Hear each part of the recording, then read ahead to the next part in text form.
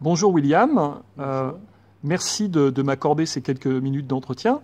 Dans le cadre d'apprendre ensemble, je souhaiterais savoir comment le monde des pompiers aujourd'hui utilise la e-formation pour développer des apprentissages plus collaboratifs, plus collectifs. Le- le- L'univers, la corporation des sapeurs-pompiers, euh, d'ailleurs, si on se met sur une échelle du temps, si on raisonne bien, la corporation est évidemment très ancrée, très ancienne, on peut la retrouver dans beaucoup de livres, mais sous la forme moderne, si on raisonne bien, en réalité, la profession, elle est relativement jeune, elle date de l'après-guerre, et par rapport à ça, elle s'est construite au fur et à mesure, avec en plus au départ une identité communale, donc sur le périmètre de la commune, ensuite dans les années 90 sur une identité départementale. Donc cette histoire aujourd'hui elle est extrêmement forte, encore extrêmement prégnante par rapport à l'ensemble de nos pompiers sur le territoire. Euh, Ce qu'on peut dire, c'est qu'il y a quand même une historique et un lien avec le côté militaire. Nous avons des uniformes, nous avons des grades, ce sont quasiment toujours les mêmes que dans l'armée. Donc par rapport à ça, clairement, une partie de la formation et de la pédagogie, elle est empreinte au départ de cette dimension des unités militaires, avec le côté de l'instruction, au sens normal du terme, mais pas forcément péjoratif, avec toute cette partie d'apprentissage, sur les apprentissages par cœur, sur la mise en place, sur la répétition des gestes, et ce genre de choses. Ensuite, la première grande transformation, elle s'est elle s'est faite dans les années 80 avec la mise en œuvre de la PPO. Et là, la pédagogie par objectif a été vraiment le modèle presque unique, ce qui est un peu une difficulté dans le sens où quasiment toutes les formations étaient construites sur l'approche de la PPO, où on est passé donc à la fois de l'instruction avec les cours magistraux, avec les apprentissages par cœur, avec toute la rigueur en rapport, à une dimension très répétitive qui est extrêmement performante, parce que c'est vrai que dans le geste du sapeur-pompier sur le terrain, il y a un moment, il y a des actions qui sont quasiment du domaine du réflexe, donc en ça, la PPO peut apporter des choses intéressantes.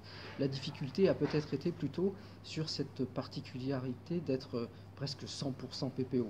Alors j'ai envie de dire de manière un peu caricaturale, euh, du magistral encore, et de la PPO ensuite qui vient mettre son couvercle, entre guillemets, sur toute cette dimension-là. Et la troisième tendance, alors là c'est une évolution, une révolution, une perturbation pour un certain nombre de monde dans l'univers des sapeurs-pompiers, c'est un changement complet dans le sens où aujourd'hui l'idée c'est vraiment d'aller sur ce qu'on appelle le développement de la compétence en lien avec l'approche par compétence. Donc ce qu'il ne faut surtout pas c'est opposer ces modèles. Par contre, ce qui est extrêmement important, c'est de comprendre toute cette histoire-là, de comprendre que la corporation en elle-même, elle n'est pas si vieille que ça, donc elle est en train de se construire. On pourrait dire, il n'y a rien de péjoratif qu'on est dans la phase finale de l'adolescence, et par rapport à ça, il faut pouvoir se trouver.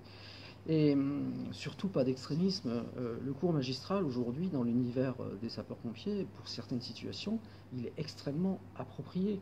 La pédagogie par objectif, dans certaines situations, elle peut être pleinement la situation qui va répondre le plus.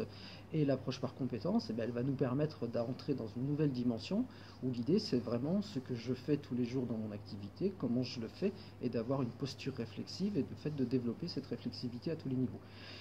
Et dans toute cette euh, palette d'outils, maintenant, il faut qu'on arrive à positionner tout ce que les technologies numériques peuvent nous apporter.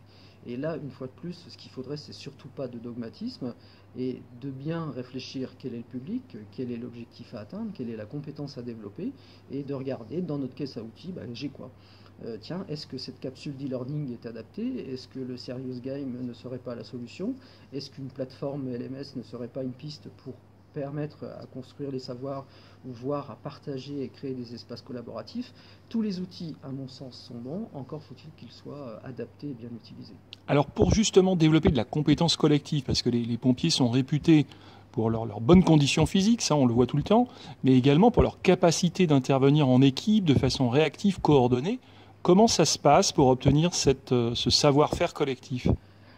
Aujourd'hui, ce n'est pas forcément l'axe qui est le travailler le plus. Il est évident que la formation est encore à beaucoup de strates extrêmement centrée sur l'individu, mais au fur et à mesure du développement dans les strates, on travaille sur le collectif et sur la gestion des équipes. Donc là, il faut qu'on arrive à trouver la solution mixte, encore une fois, où, qui nous permet, en utilisant les différents outils à notre disposition, de réussir à être, et là c'est en particulier le travail de l'École nationale des officiers de sapeurs-pompiers, c'est de bien travailler sur la compétence d'action et de réaction dans un groupe et sur le collectif. Donc par rapport à ça, c'est vrai que les méthodes ont extrêmement évolué ces dernières années et on travaille beaucoup plus sur la dimension collaborative et sur les apprentissages collaboratifs de fait. Comment faites-vous alors ?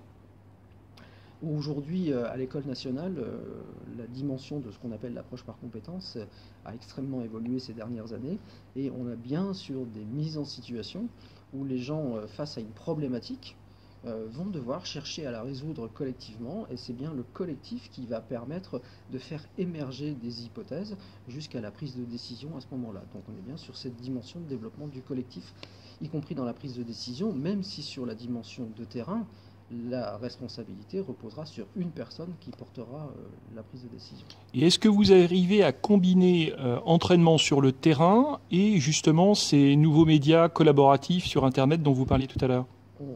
On est dans les prémices. Aujourd'hui, il y a des expérimentations qui sont extrêmement positives. De plus en plus, il y a des collègues qui développent, qui utilisent les nouveaux médias.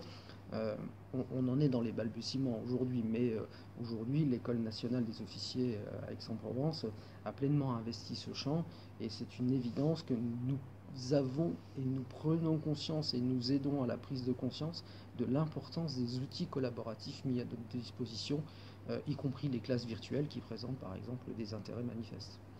Merci beaucoup William pour cet échange et puis bon développement pour ces nouvelles modalités.